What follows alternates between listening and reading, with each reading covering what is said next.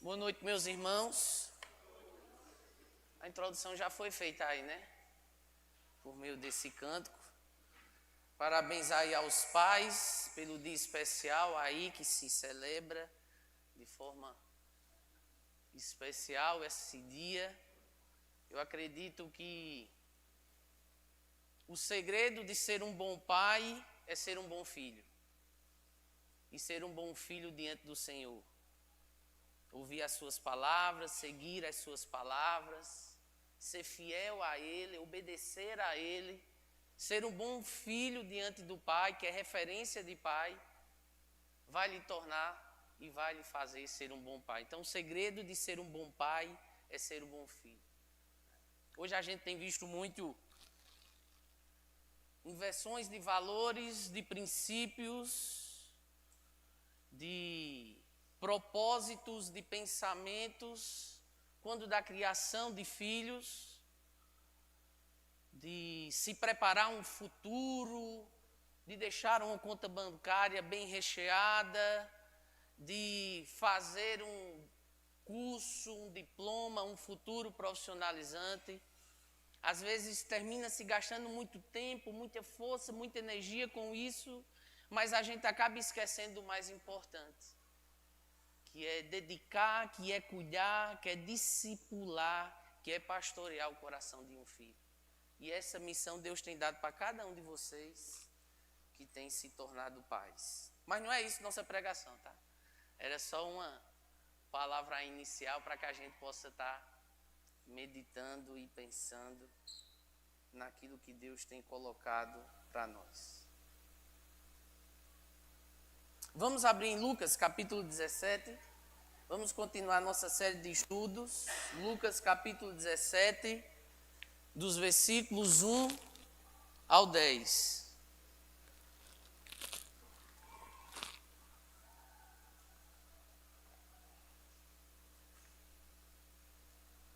É um texto bastante prático e que nós vamos estar tentando tirar aqui alguns ensinos daquilo que Deus está trazendo para os seus discípulos. Antes vamos orar. Senhor Deus, nosso Pai, muito obrigado por esse instante, por esse momento. E assim como foi cantado, Senhor, que Tu possas guardar a Tua palavra em nosso coração para não pecarmos contra Ti. Cuida, ó Deus, da nossa mente, do nosso coração, que nessa noite a Tua palavra ela possa chegar de maneira compreensível, clara, que nos exorte, que nos encoraje, que nos ensine, mas que acima de tudo nos faça estar no centro da Tua vontade, que nos faça caminhar como aquilo para qual o Senhor tem nos chamado e nos tornado discípulos. Por isso, Deus abençoe essa noite, em nome de Jesus. Disse Jesus a seus discípulos: é inevitável que venham escândalos, mas ai do homem pelo qual eles vêm.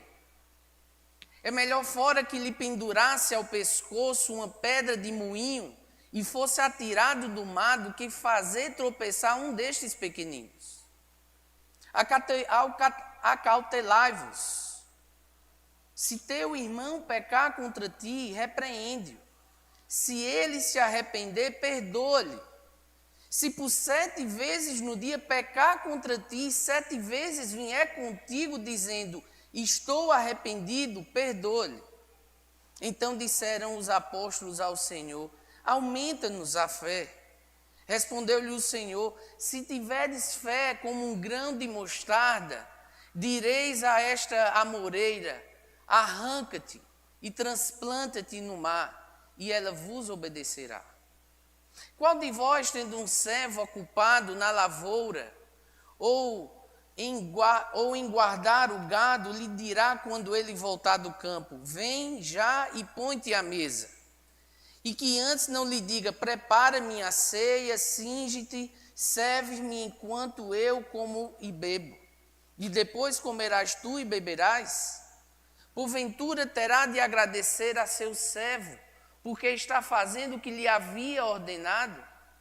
Assim também vós, depois de haveres feito quanto vos foi ordenado, dizei, somos servos inúteis, porque fizemos apenas o que devíamos fazer. Meus irmãos, nós vivemos numa sociedade pecaminosa. E por quê? Porque nós somos pecadores. E a todo instante a gente está ofendendo alguém e às vezes alguém nós somos ofendidos. Não é muito difícil ver nas pessoas e até nas nossas vidas dramas de pessoas que tentam fazer coisas para prejudicar o outro, para tirar vantagem em cima de pessoas que estão desatenciosas, leigas diante de alguma situação. Muitas vezes nós somos ofensivos nas nossas palavras, nós mentimos, nós caluniamos, roubamos, nós somos intransigentes. Muitas vezes a gente destrói reputação de pessoas. Nós somos impacientes e estamos a todo instante nos machucando. Nós somos uma sociedade perturbada pelo pecado, ferida pelo pecado. E como igreja do Senhor, nós carecemos e precisamos do perdão do Senhor, da sua misericórdia e da sua graça agindo sobre nós. O caminhar de um discípulo, esse sendo de Cristo, é diferente de um seguidor de rede social, de um influencer, de um seguidor de um artista, de um seguidor de um líder espiritual, de alguma religião. Primeiro, Jesus ele não se iguala a isso. Ele é Senhor, a obra dele é maior e é soberana sobre todas essas. Não há como comparar. Segundo, o caminhar de um discípulo e de um discípulo de Cristo vai exigir que ele ande na contramão do que aí religiões, tradições têm ensinado. Como discípulos de Jesus Cristo, nós somos chamados a caminhar aquilo para o qual ele tem nos ensinado, aquilo para o qual ele tem nos chamado, e não ser diferente disso. Se eu assumo que sou discípulo de Jesus Cristo, se eu digo que eu sou discípulo de Jesus Cristo, que eu amo o meu Senhor, que eu quero falar desse amor para Ele e para outras pessoas, eu quero ser expressão desse amor dEle, eu preciso seguir o Mestre. E a gente cantou isso aqui também hoje, de seguir o Mestre, o bom Mestre. E hoje nesse texto aqui que a gente acabou de ler, nós vamos ver alguns ensinos que requer na vida de um discípulo e mais especificamente no caminhar de um discípulo com as suas relações. As suas relações. E o Senhor ele vai estar nos trazendo alguns ensinos. Eu dividi esse trecho em 4 momentos, onde nós vamos estar refletindo, vamos estar meditando nesse texto o que deve existir no caminhar de um discípulo de Jesus Cristo. Primeiro, eu queria aqui também trazer um contexto bastante interessante, que desde o capítulo 15, a gente tem visto aqui, e a gente percebe, não só do capítulo 15 até agora aqui o 17, mas em alguns outros momentos, em outras situações, a atitude dos fariseus contra os pecadores e os publicanos. Eles definitivamente, eles não ajudavam a conduzir os pecadores e aqueles que arrependidos chegavam à salvação. Porque as suas relações eram pecaminosas, os seus atos eram pecaminosos. E o seu jeito de agir terminava impedindo que muitas vezes aqueles pecadores arrependidos, aqueles publicanos arrependidos, eles viessem a se firmar e conhecer esse Deus e essa nova vida. E a gente vê isso claramente no capítulo 15, o quanto os fariseus eles odiavam os pecadores e publicanos. A gente vê isso muito claramente na figura do irmão mais velho, quando Giovanni trouxe aqui. O irmão mais velho, o que é que ele ficou? Ele ficou irado. Ele ficou revoltado, indignado, por quê? Porque o irmão mais novo tinha se arrependido e estava voltando para a casa do pai. Era uma atitude de um fariseu que tinha raiva de um pecador que estava arrependido, que estava querendo ter um compromisso sério. Quando a gente vai lá para o capítulo 16, a gente vê que Jesus ilustra mais uma vez o comportamento desses fariseus, eles que se achavam e se intitulavam justos. Quando o Senhor traz a ilustração da parábola do administrador infiel, mostra que eles são o quê? Totalmente corruptos. Que aquilo que eles falavam e que eles se julgavam e diziam que eram, a atitude deles, o proceder deles, as relações deles eram totalmente diferentes daquilo que eles procuravam dizer. Então, diante desses ensinos, tanto a gente vê no capítulo 15, como a gente pega no capítulo 16, que a conduta desses fariseus era totalmente contrária, era desonesta em relação ao seu Senhor. Era totalmente desonesta. E o que é que eles faziam? A gente vê aí no capítulo 16, no versículo 14, que eles zombavam, debochavam de Jesus.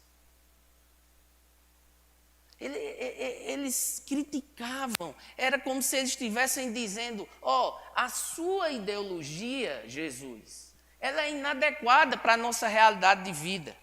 Faça o seguinte, viva a sua vida, que é melhor, e nós vamos viver a nossa, porque é melhor. A gente já sabe como viver. Então, eles a todo instante, eles estavam querendo descredibilizar o ensino de Jesus e a verdade de Jesus para as pessoas. E desencorajava ao mesmo tempo aqueles que chegavam para crer. Então, não só eles tentavam atingir e mostrar que aquilo que Jesus pregava era equivocado, e o que aqueles outros pecadores, publicanos, outros vinham crendo também era algo equivocado. E aqui no capítulo 17, nós vamos ver que Jesus, ele adverte os seus discípulos a serem vigilantes em seus relacionamentos, a fim do próprio chamado, visando o relacionamento com Deus, o caminhar com o seu mestre, com Deus, mas também com o outro. Dito isso, vamos ver aí os dois primeiros versículos, versículo 1 e 2.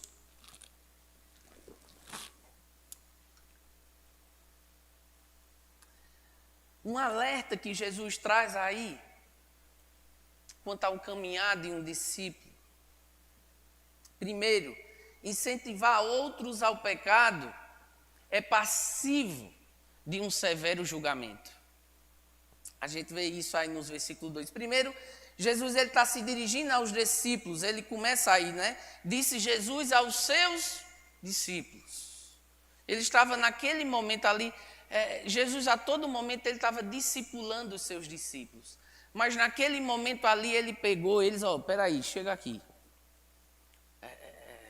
Chamou um feito à ordem, como se diz, né?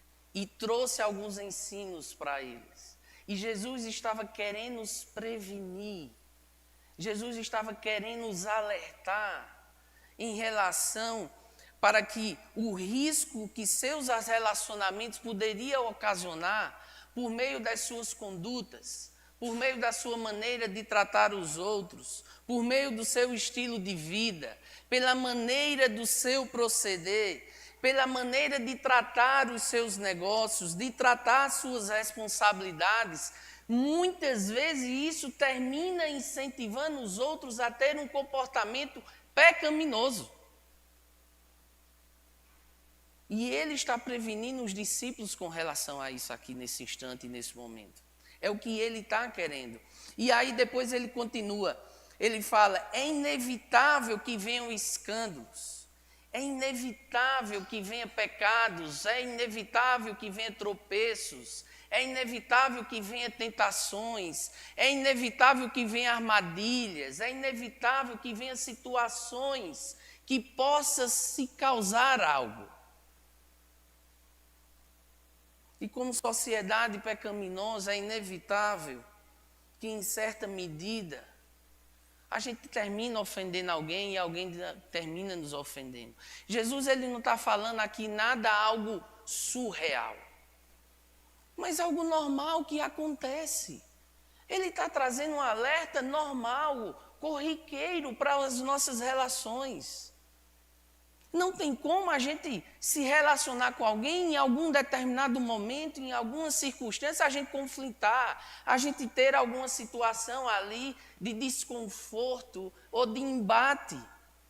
E Jesus está querendo nos alertar para eles e dizer que isso muitas vezes é inevitável.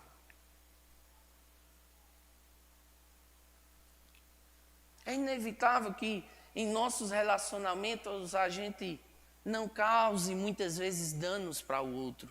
Agora, eu quero abrir um parênteses aqui, porque às vezes a gente termina pegando essa palavra inevitável e validando o nosso pecado. E concordando com o nosso pecado. E não é isso que Jesus está querendo tratar aqui. Pecado é pecado. Nós não podemos relativizar, nós não podemos ser permissivos. Não, nós podemos abrir brechas para dizer, não, isso não é pecado. Se a Bíblia está dizendo que é pecado, é pecado. E ponto final. E nós não devemos estar relativizando, nós não devemos estar criando brechas e espaços para dizer, não, isso não é pecado. É pecado. Mas Jesus está dizendo aqui que é inevitável em situações do nosso dia a dia, nas nossas relações, não acontecer conflitos, embates e situações difíceis. O pecado, ele entrou no mundo, ele entrou nas relações, nos negócios, no ambiente profissional, no ambiente familiar, no casamento, no trânsito, no esporte. Eu me lembro aqui quando tinha o racha da igreja, no sábado à noite ou no domingo era um muro de lamentações e de perdão aqui o culto. Porque um dia antes tinha sido muito acalorado. Ali você conhecia quem de fato era um cristão, porque era acalorado. E existia conflitos ali, as disputas, até sangue saía.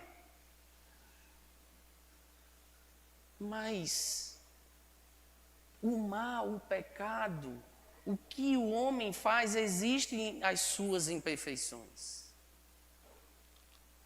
O mau uso das nossas palavras, o abuso de liberdade, as reações desproporcionais com ofensas, as fofocas, as calúnias, a manipulação para ter alguma vantagem ou algum benefício em cima de alguém, as negociações por meios de formas desonestas e tantas outras situações nós poderíamos aqui retratar que existe o mal, que existe o pecado e que existe conflito nessas relações.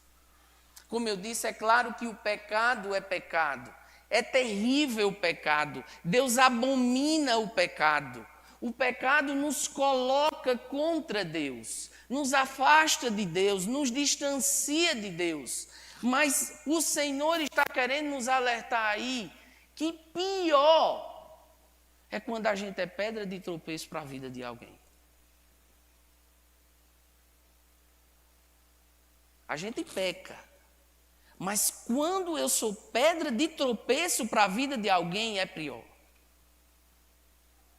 Eu estou causando um mal muito pior para mim e para aquela pessoa. Por isso, Jesus afirmou aí, ainda no versículo 1, ai dos homens pelo qual eles vêm, em algumas traduções, mas que aflição espera quem causa tropeço, quem causa tentação, quem causa escândalo. Que aflição! Ai deles, você já imaginou um ai de Deus? Existe uma realidade do pecado, das suas consequências, dos seus efeitos. 1 Coríntios, capítulo 8. 1 Coríntios, capítulo 8, versículo 9.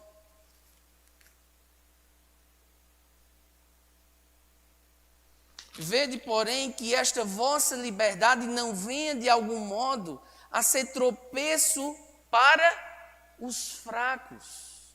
Quando a gente vai lá em Romanos capítulo 14, versículo 13, Paulo está ali alertando: não nos julguemos mais uns aos outros, pelo contrário, tomai o propósito de não poder ser tropeço ou escândalo em vosso irmão. A Bíblia, em todo instante, em vários momentos, está nos mostrando que não devemos ser tropeço na vida de alguém. Os pais, eles precisam ser exemplo para seus filhos no lar. Muitas vezes, nós agimos aqui dentro da igreja, mas quando chega em casa, a relação com os filhos, a relação com o cônjuge é totalmente diferente. E que testemunho nós estamos dando para o nosso cônjuge ou para os filhos? E muitos filhos, depois os pais não entendem porque os filhos se desviaram da fé, porque a esposa, porque o marido não quer ir para a igreja, porque como é que está o nosso testemunho? E eu não quero jogar peso aqui sobre nós, mas eu quero que nessa noite nós possamos meditar, repensar, que muitas vezes nós temos se tornado pedras de tropeço. As nossas atitudes, a nossa maneira de agir, o nosso proceder. Crentes nas redes sociais compartilhando coisas absurdas. Situações, bandeiras ideológicas de político A, de político B. Pastores que não têm cuidado nenhum com o evangelho, mas que a gente acha bonito, lindo, era isso que eu queria ouvir, vai lá e compartilha. E nós estamos terminando sendo pedra de tropeço para as outras pessoas, porque não é aquilo que a verdade está falando.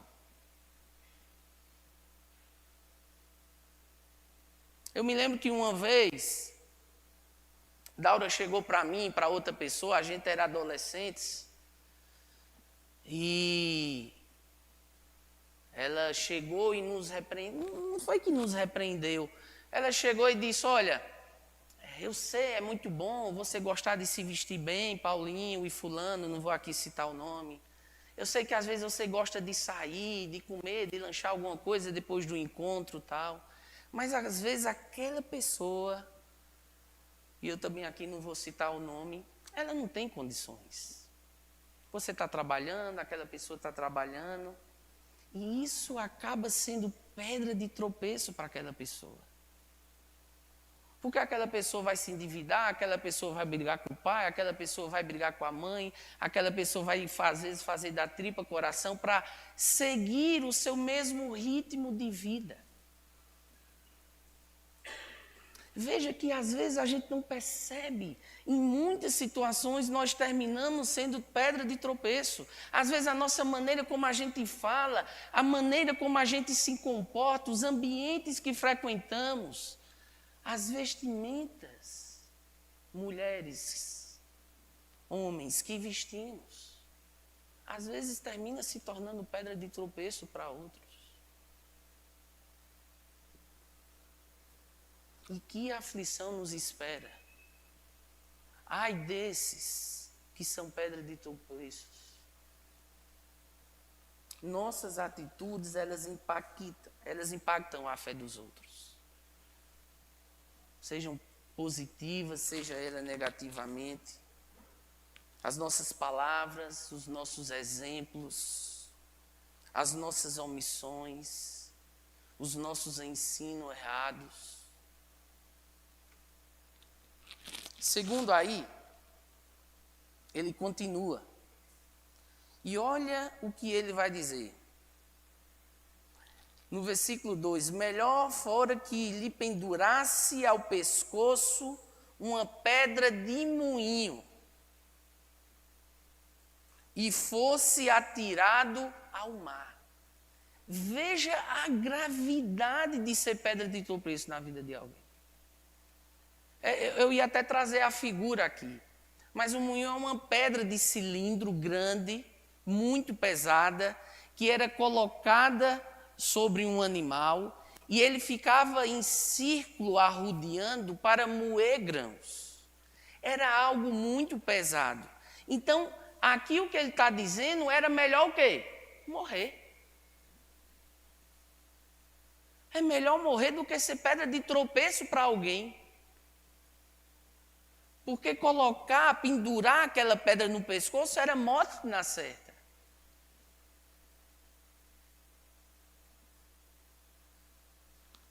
Agora eu acho muito interessante, eu estudando esse texto,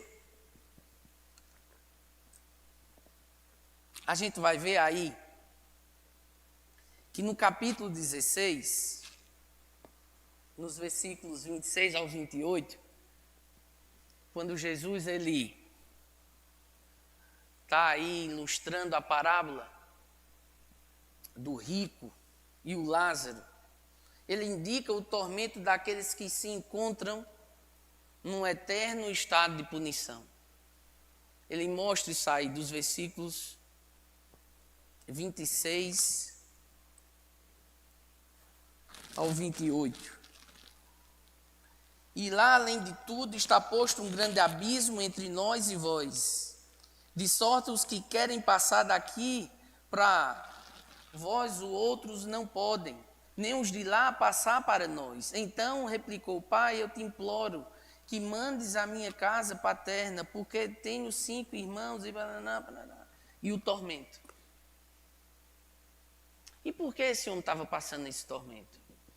Existia uma razão. Além da sua condição pecaminosa, alguém que desdenhava dos pobres, alguém que escarnecia dos necessitados, alguém que era avarento, alguém que foi rebelde para com o Senhor, ele está no inferno. Ali ele está experimentando um tormento eterno.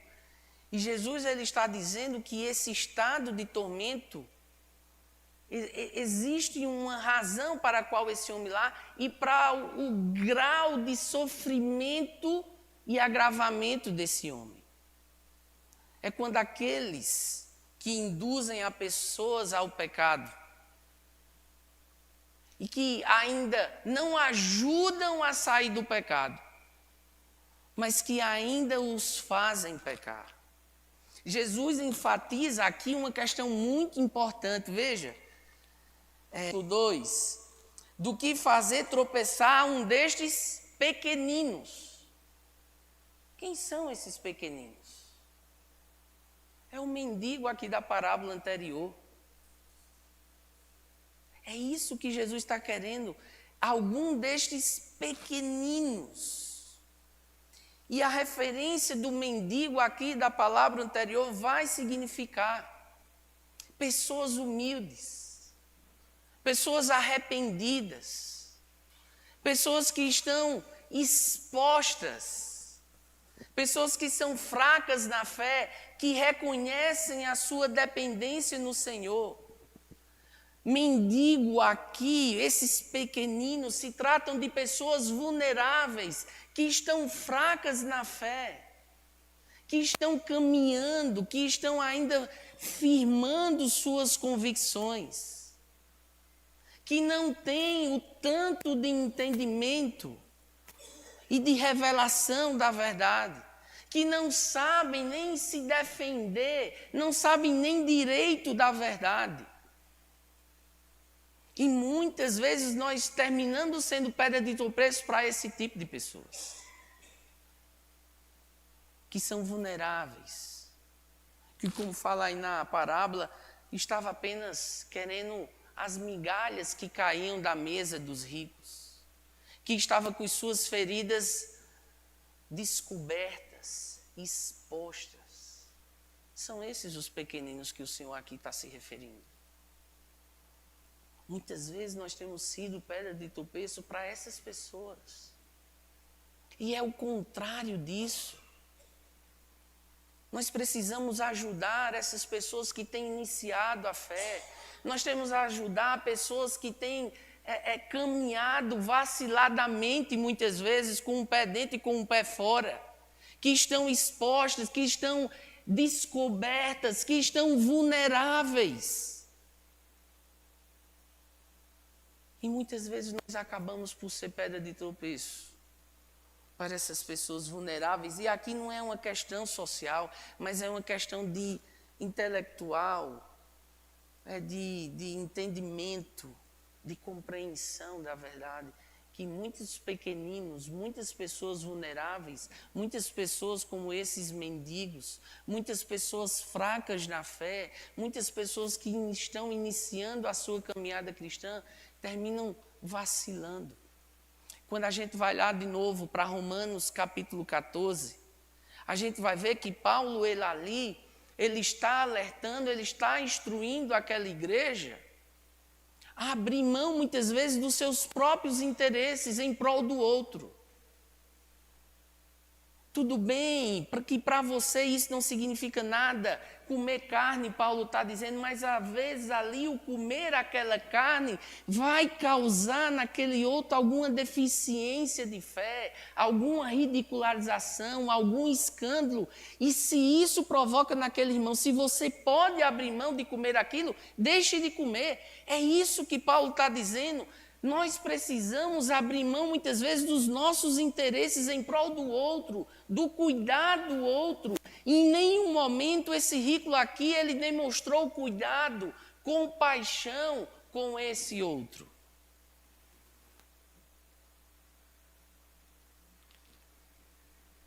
Fazer o mal contra o próximo é algo condenável, é algo agravante. Parece que é praticar ainda mais o mal contra aquela pessoa. Por isso Jesus diz que a aflição espera quem causa tropeço, escândalo, cilada, armadilha, diante de alguma situação para alguém. Segundo, nos versículos 3 e 4, a gente vai ver aí que no caminhar de um discípulo, em um discípulo de Jesus Cristo, deixa eu adiantar aqui. E num discípulo de Jesus Cristo, o perdão é uma tarefa que deve ser constante na vida de um cristão. O perdão deve ser algo constante na vida de um cristão. É claro isso aqui. Isso é uma verdade fundamental do Evangelho, existir o perdão. E é o dever, é a tarefa de todo cristão. Jesus ele vai dizer aqui que perdoar os outros, o perdão ajuda a se libertar das suas culpas. E que é uma tarefa indispensável para todos nós. Ele começa aí, o versículo 3, acautelai-vos. Em algumas traduções, portanto, prestem atenção.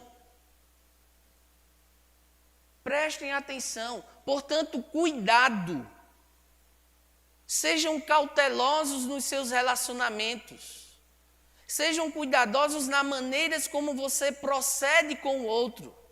A maneira como você se relaciona com o outro. Contra omissões e abusos em nossos relacionamentos, contra preconceitos e ofensas, Jesus exige uma atenção maior para que nós tenhamos cuidado. A maneira como qual nós procedemos, a maneira como qual nós nos relacionamos com o outro, às vezes pode arruinar relacionamentos. Seja de casamento, seja familiar, seja de amizade. Às vezes vai arruinar algo. E uma pessoa descuidada no seu casamento, uma pessoa descuidada com o relacionamento dos seus filhos, uma pessoa descuidada com a sua vida devota e de devocional para Deus, às vezes pode arruinar uma família, um casamento ou algo inteiro por conta da sua maneira de proceder. Então Jesus ele vai dizer aí, nos versículos 3 e 4, como cuidar. Que cuidado é esse? Que cautela é essa que nós devemos proceder? Como proceder esse cuidado? Como proceder essa cautela que nós devemos ter dentro dos nossos relacionamentos, no nosso caminhar como discípulos de Jesus Cristo? Primeiro, ele vai dizer aí, na sequência, Jesus vai dizer, se teu irmão pecar contra ti, o que é que faça? Repreenda-o. Essa é a primeira resposta que ele dá para os discípulos. Para que eles possam ter cuidado em seus relacionamentos, além de não ser pedra de tropeço, além de não ser motivo de escândalo, de cilada, de armadilha para outros irmãos da fé. Repreensão. Repreensão significa cobrar, exigir, confrontar o outro que ofende, para que esse comportamento, muitas vezes nocivo, mal, ele não possa continuar. E com exortações sábias, não com julgamento, a gente possa chegar para o nosso irmão e repreendê-lo. Se você está vendo um irmão pecando e agindo de forma mal, fora dos padrões bíblicos, é nosso dever, à luz de Mateus, lá capítulo 18, ir até o nosso irmão e repreendeu. Agora aqui ele está dizendo, não é ir até fulaninho, não é ir até cicrano, não é até ir beltrano, é ir até o seu irmão. Se tiver algo que o seu irmão fez contra mim, eu devo ir até ele e repreender. Com amor, com sabedoria, com discernimento, sem julgamento, sem condenação. Jesus aqui ele está tratando sobre algo específico contra você.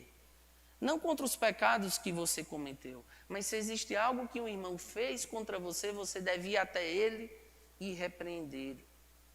Se você não fizer isso, ele vai continuar no erro. E por isso o Senhor recomenda que a gente vá até Ele e fale. Porque senão vai continuar no erro, vai continuar vivendo no erro. E é nosso dever alertar os irmãos quando estão pecando contra nós. Fulano, aquilo que você está fazendo está me deixando mal. Aquele seu jeito, aquela sua maneira, muitas vezes aquela sua atitude, muitas vezes aquela sua palavra, tem me ofendido. E eu estou chegando aqui para tentar conversar com você, para que a gente possa resolver isso, restaurar isso.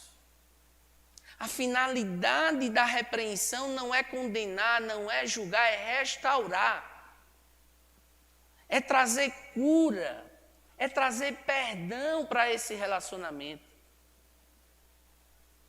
Muitas vezes alguns se dizem ser muito sábios e eu vou lá e eu vou repreender e com a minha verdade parece que termina potencializando a coisa e não há nenhum entendimento de reconciliação aí ou de restauração. Isso não é sabedoria.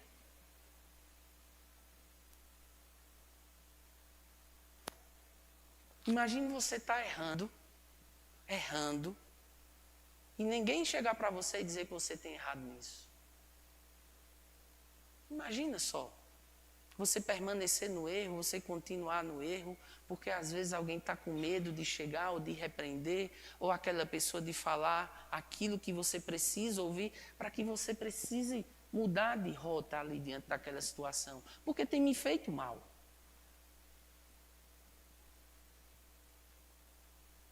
Tem me feito mal. Então, o primeiro que deve acontecer aí é repreender. Segundo, o Senhor ele continua instruindo e no cuidar com o outro, no caminhar de um discípulo, em nossos relacionamentos, no primeiro momento nós precisamos repreender, mas após repreender, ele nos ensina a perdoar. Difícil, né? A perdoar. E se arrepender, perdoe. É isso que ele fala aí. A Bíblia é muito clara quando do perdão daqueles que se arrependem. E exige que todos nós, como está lá em Efésios capítulo 4, versículo 32, assim como ele nos perdoou, nós devemos o quê? Perdoar também as ofensas, o pecado que o nosso irmão cometeu contra mim ou contra você. Deixa eu dizer uma coisa, meus irmãos. A base do perdão não está em nós. O motivo do perdão não está em nós. O critério do perdão não está em nós, mas em Deus. É porque Deus nos perdoou na cruz, pelos nossos pecados. É por conta das suas misericórdias que se renovam todos os dias sobre as nossas vidas. Mesmo nós sendo infiéis, mesmo nós sendo pecadores contra Deus, mesmo nos ofendendo Ele todos os dias, é porque Ele nos perdoa, é porque Ele nos perdoou por meio de Jesus Cristo, que nós devemos perdoar os nossos irmãos. É esse o entendimento do Evangelho. E muitas vezes nós temos insistido no nosso orgulho besta. Muitas vezes. Nós temos deixado o orgulho tomar conta das nossas decisões, das nossas relações, das nossas escolhas. E nós temos preferido não perdoar um irmão e se apegar a um orgulho besta, infantil muitas vezes. E quantas vezes eu não comentei isso? Quantas e quantas vezes Renata fez algo contra mim e eu não perdoei ela no primeiro momento? Quantas e quantas vezes outras pessoas e eu não perdoei? E aquela mágoa, ela terminou criando uma crosta dentro do meu coração que me impediu de servir ao Senhor, de andar com o Senhor, de estar perto do Senhor. Colossenses capítulo 3, versículo 13. Suportai-vos uns aos outros, perdoai-vos mutuamente, caso alguém tenha um motivo de queixa contra outro, assim como o Senhor vos perdoou, assim também vós perdoai. Jesus, ele rejeita relacionamentos que sejam quebrados pelo pecado. Nós não podemos ser passivos com o pecado, mas nós temos que ser vigilantes. Eu quero dizer uma coisa aqui muito importante depois, aqui nesse instante. Muitas vezes, nós tiramos proveito do perdão do nosso irmão. Ah, tem que perdoar de novo. Quantas vezes tem que perdoar? Sempre, de forma constante.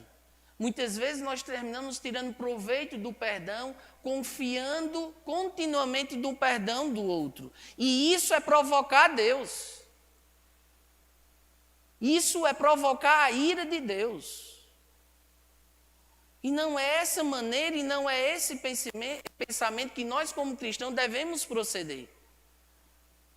Mas se meu irmão perdoou, eu vou tentar não viver mais dessa forma. Claro que eu vou estar sujeito e sejamos bem honestos. Eu peço perdão para você hoje, mas amanhã eu estou fadado a errar novamente.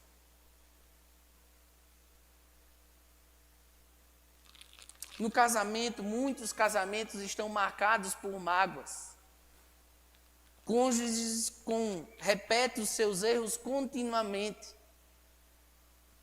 Mas se ele se arrepende, o que ele deve encontrar é perdão.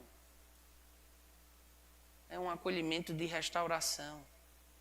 Assim como Deus faz conosco. Nos conflitos na igreja, nos ministérios. Não é diferente. Muitas igrejas têm se dividido porque irmãos não perdoam.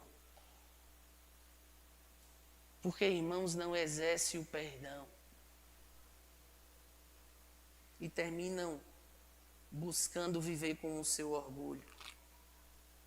No conflito cristão, muitas vezes alguns irmãos, nós muitas vezes terminamos tecendo palavras duras. E nós devemos buscar nos nossos irmãos, em nós o perdão. Porque senão, como fala lá em 2 Coríntios 2, do versículo 10 ao 11, Satanás ele vai encontrar brecha nessas situações. E vai causar divisão, vai causar facções, vai causar distensões dentro da comunidade, dentro da igreja. No meu caminhar como discípulo, eu não devo ser pedra de tropeço. Eu preciso ter cuidado com os meus relacionamentos. E esse cuidado, ele passa por saber como repreender, como perdoar. E aí, no versículo 5 e 6, a gente vai ver a reação dos discípulos. Os discípulos, eles parecem desanimados. Eles se encontram aí com um drama. Diante de tudo isso que Jesus tinha ensinado, eles dizem, meu Deus, eu não tenho fé para isso. Eu não consigo perdoar meu irmão, quantas vezes preciso for no dia. Repetidas vezes, constante, sempre. Senhor, muitas vezes eu não consigo repreendê-lo, eu não consigo me colocar no lugar e falar. E os discípulos, eles estão reconhecendo que eles são incapazes diante daquilo que Jesus estava os ensinando. E coitados, eles pedem para que Deus aumente a fé deles. Porque de fato, sem fé, é impossível. E sem uma fé genuína, é impossível nós perdoarmos constantemente o irmão. Repreendê-lo quando precisa, é necessário.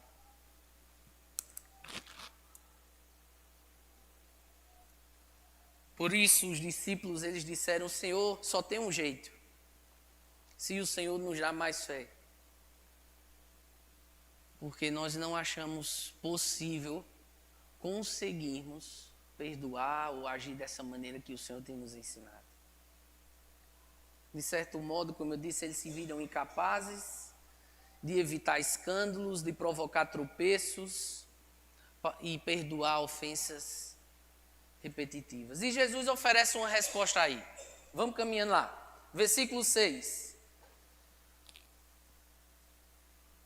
Respondeu-lhe o Senhor, se tiveres fé como um grão de mostarda, direis a esta moeira, arranca-te e transplante-te no mar, e ela vos obedecerá. O que Jesus está querendo dizer aqui é que não se trata da quantidade da fé, mas de uma fé verdadeira, de uma fé genuína. Os discípulos, eles percebem que perdoar exige mais do que um esforço, mas exige fé. E uma fé que opera por meio somente do Espírito Santo. A fé, mesmo que pequena, genuína ou verdadeira, ela vai produzir grandes efeitos. E é isso que Jesus está querendo, porque a semente de um grão de mostarda é imperceptível. Mas se existe uma fé do tamanho de um grão de mostarda, isso irá potencializar e tornará possível você perdoar o seu irmão quantas vezes preciso for. De você adverti-lo quando preciso, de você não ser pedra de tropeço. Então, nós precisamos aprender a depender do Senhor, a exercitar a nossa fé com ousadia. Com ousadia. Aqui, algo muito importante, eles não faltava fé. Eles tinham fé, nós temos fé, Mas a nossa fé, ela precisa ser praticada, exercitada, ela precisa ser genuína, independentemente do tamanho. Não é a quantidade, mas é se essa fé é verdadeira, se confia nesse Deus que tem poder de restaurar relacionamentos, que tem poder de me ajudar a não ser pedra de tropeço para meus irmãos, que tem poder para que eu chegue no momento certo, no tempo certo e repreenda o meu irmão com amor e sabedoria. É só por meio da fé. E parece que os discípulos, eles entenderam isso aqui. Só que eles pediram da maneira errada. Aumenta a nossa fé. Não precisava aumentar. A fé que vocês têm, se vocês exercitar elas de maneira verdadeira, vai produzir isso que vocês desejam e que eu tenho ensinado para vocês. Eu queria fazer uma observação aqui. É que aqui, nesse momento, nessa ilustração que Jesus traz dessa amoreira, que era uma árvore frondosa, grande, com raízes profundas, que tinha uma idade média de 600 anos e que era impossível aos olhos do homem serem arrancadas apenas com palavras e ir para o mar. Jesus está dizendo que com a fé genuína, aquilo que vocês acham impossível, de restaurar um relacionamento, de perdoar um irmão, é possível. Não confunda aqui essa ilustração de confissão positiva, de algo da prosperidade. Que muito se fala que aquilo que você fala, os seus atos vão determinar que as coisas aconteçam. Não, aqui essa ilustração que Jesus está usando é para esse exemplo e esse contexto específico que aqui nós estamos falando. Que se tornaria possível a fé de vocês, se exercitada e se praticada, perdoar alguém.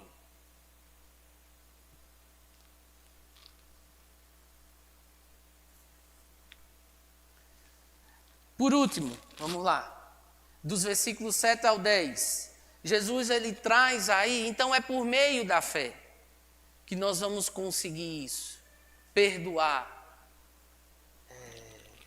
repreender da maneira correta, evitarmos sermos pecado na vida de alguém. Quão triste é isso, meus irmãos. Tem outras coisas para falar aqui, mas em quantas e quantas situações eu não fui pedra de tropeço para muitos irmãos. E o quanto isso me entristece. Em quantas situações, a minha maneira de falar, o meu proceder, o meu agir, os meus interesses, os meus gostos, tornaram-se pedra de tropeço para outros irmãos. Dos versículos 7 ao 10, Jesus ele aí encerra com uma ilustração, com uma parábola, chamando aí, dos versículos 7 ao 10, a servir com humildade, a obedecer com humildade, a servir com humildade. Na cultura daquela época ali, os servos eles não tinham direitos. Os servos eles eram parte, como propriedade dos seus senhores. E Jesus aqui ele está ilustrando essa parábola para tirar algumas lições quanto a isso. Quando as pessoas, muitas vezes, ela tem uma fé robusta, genuína, verdadeira, que consegue perdoar, que consegue repreender, que não é pedra de tropeço para alguém, muitas vezes a gente termina caindo na soberba espiritual. Nós começamos a nos achar. Nós começamos a achar que eu posso, eu consigo, é por mim. E não é. É pelo Senhor. É o poder restaurador do Senhor. É o Senhor que faz as coisas acontecer. Se eu e você estamos aqui nessa noite ouvindo essa palavra, é porque o Senhor quis, é porque o Senhor lhe trouxe, é porque o Senhor colocou o desejo no seu coração e permitiu que meios você pudesse estar aqui nessa noite. Nosso melhor serviço não nos dá o direito de cobrarmos alguma coisa de Deus. Na melhor das hipóteses, de fazermos apenas o que deve ser feito.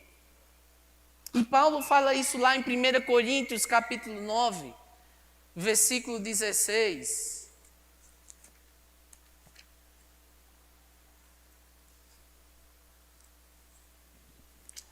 1 Coríntios 9,16. Se anuncio o Evangelho, Paulo dizendo, se anuncio o Evangelho, não tenho do que me gloriar, pois sobre mim pesa essa obrigação. Porque ai de mim se não pregar o Evangelho. É o Senhor que tem me impelido, é o Senhor quem tem me chamado, é o Senhor que tem me colocado, é Ele quem tem mandado. E eu preciso fazer isso, eu preciso cumprir. Então, servir ao Senhor não deve ser uma obrigação. Eu quero tirar essa palavra obrigação. Eu quero tirar essa palavra dever. Mas é um ato que deve acontecer na vida de um servo. Normal, corriqueiro, natural. Se eu sou servo de um Deus que me deu vida, e que tem o controle sobre todas as coisas, que me dê uma nova vida, é natural eu querer servi-lo, obedecê-lo, me prostrar diante dele. Não atrás de glória pessoal, não com a motivação ou com a intenção incorreta. Muitas vezes nós temos servido a Deus com a intenção e com a motivação incorreta. Buscando a glória pessoal, buscando alguns privilégios. Nós temos sim privilégios. Nós temos muitos. Ele nos fala que nós somos co-herdeiros juntamente com Ele. Que nós temos bênçãos espirituais, celestiais, de graça, de misericórdia, vindo da parte do Senhor Jesus. E o nosso dever como servos é servi-lo, é cumprir aquilo que Ele tem nos chamado, é obedecê-lo com humildade, com submissão, sendo submissos àquilo ao qual o Senhor tem nos ensinado e tem nos mostrado como deve ser o nosso proceder e o nosso agir. Não eu tenho que fazer. Eu vou fazer porque eu vou ganhar um elogio, porque aquela pessoa vai me ver, porque as pessoas vão curtir, porque aquelas pessoas vão aplaudir. Algo muito importante nessa ilustração aqui é que os nossos interesses, eles não devem sobrepor do Senhor. Veja aqui que o interesse e o que deveria ser feito era o servo chegar, cingir-se, preparar a ceia, preparar tudo que ali aquele senhor deveria ter para ser e se alimentar. E muitas vezes nós estamos preocupados com os nossos interesses. Quando é que eu vou comer? Quando é que eu vou beber? Será que ele vai agradecer? Muitas vezes a gente tem colocado os nossos interesses acima do de Deus, em servi-lo. E é o contrário. O meu servir, os interesses do Senhor, eles devem ser prioridades na minha vida de discípulo, no meu caminhar como discípulo. Filipenses capítulo 2, dos versículos 5 ao 7, nós vamos ver que Jesus Cristo é o nosso modelo de servo. Tende em vós o mesmo sentimento que houve também em Cristo Jesus, pois ele, substituindo em forma de Deus, não julgou como usurpação o ser igual a Deus. Antes a si mesmo se esvaziou, assumindo a sua forma de servo, tornando-se semelhante a homens e reconhecido em sua natureza humana. E por aí vai seguir, que ele obedeceu e foi até morte de cruz. Jesus, ele se fez homem, servo, para dar a vida pelos seus servos. Jesus, o Senhor, lavou os pés dos seus servos. Jesus, o Senhor, deu a vida pelos seus servos. E é por esse Senhor que nós devemos ir, não com um sentimento de obrigação, mas de gratidão. Obrigado, Pai. Te servir é um privilégio. poder estar na tua presença, poder te exaltar, poder fazer aquilo que o Senhor nos ensina, seguir as tuas palavras, te obedecer. Esse é o meu prazer, Senhor. É isso. E não como um fardo, não como uma obrigação, e não como um peso. Augusto Nicodemos disse que devemos servir a Cristo não com a mentalidade de escravo, mas com um senso de dever, com a profunda gratidão e amor. Eu gosto muito desse versículo, 1 Coríntios, capítulo 15, versículo 10. Eu sou o que sou por conta da graça de Deus. Nós somos o que somos por conta da graça de Deus e espero que ela não esteja sendo em vão nas nossas vidas. Que nós estejamos prontos, dispostos, determinados a servir, a fazer o que o Senhor ordena, a nos submetermos àquilo que Ele ordena, a não esperarmos a glória ou elogios, mas é cumprir, a fazer muito além daquilo que Ele espera e deseja de cada um de nós. Conclusão.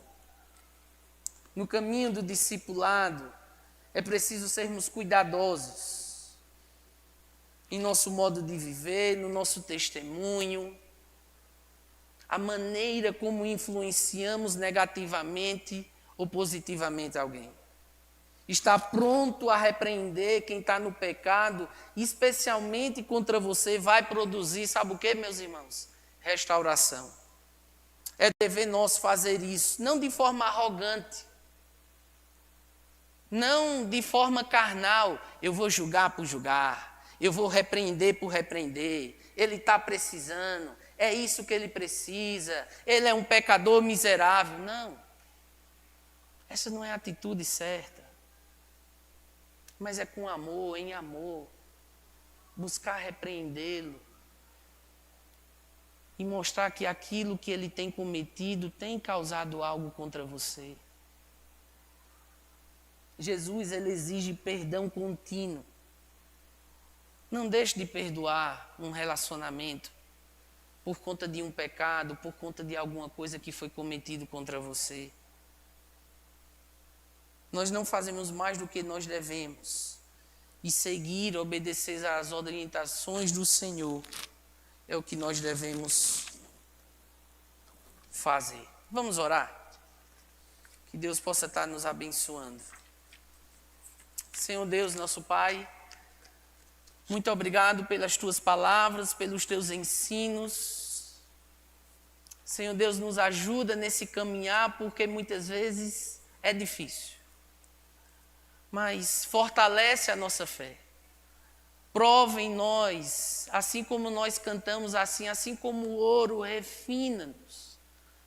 Refina a nossa fé, Senhor, para que possamos praticar, para que possamos exercitar, Pai, aquilo ao qual o Senhor tem nos ensinado, o Senhor tem nos alertado, o Senhor tem nos chamado para sermos.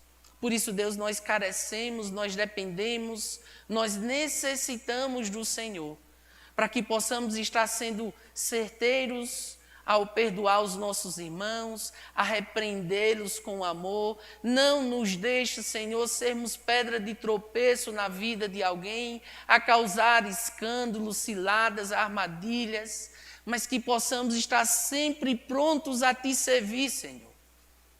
E que isso possa vir a cada dia, Pai, nos tornando verdadeiros e frutíferos discípulos de Jesus Cristo.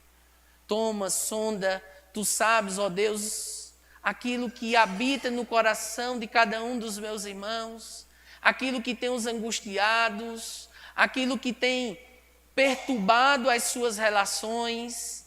Senhor Deus, que tu possas falar agora, em nome de Jesus, na vida de cada um dos meus irmãos. Que o Senhor dê a fé genuína que eles precisam para resolver e restaurar relacionamentos, para restituir, ó Deus, muitas vezes aquilo que tem se perdido por conta da falta de perdão. Por isso, Deus, toma nas tuas mãos. Eu te peço, em nome de Jesus.